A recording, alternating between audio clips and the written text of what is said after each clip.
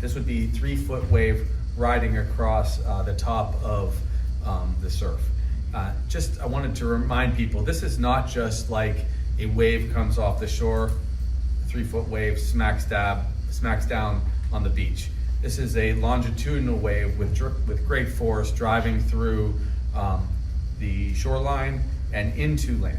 That's why we ask people to evacuate very far back. Looks really good right now. People ask if there was a generic way to describe how far you have to get away from the shoreline.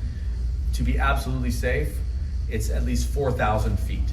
That's the better part, that's 4/5 of a mile, basically.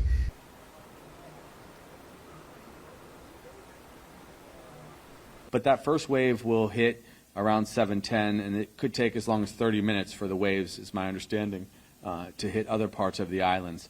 So we'll be able to give kind of constant updates about where the waves are.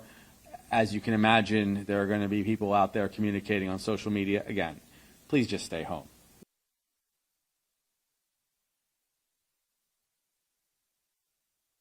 This is about 3 feet, okay? But a wave of water, that means it can move cars, it will throw fences around. If it hits, it can dislodge trees. That's why you just can't be out there. The impact is at great speed. Any structure that gets loose and strikes an individual could take them out. And people can drown quite easily with the force of that kind of wave. So again, people have to really distinguish the waves we are accustomed to on the coast every day versus a tsunami. It's a different beast altogether. And of course, if it gets much larger, they do anticipate it could be larger. That's why they get multiple measurements. It's even more dangerous, even more forceful. Houses will be damaged. There will be debris all over the place if we do get a full tsunami.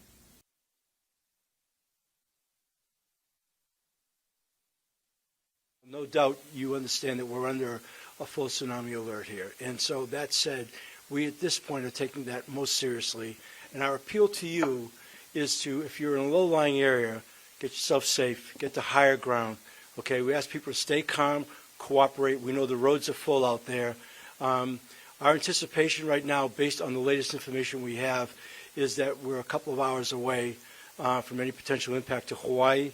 We're going to get, as I understand it, we'll have a better read once it passes Midway.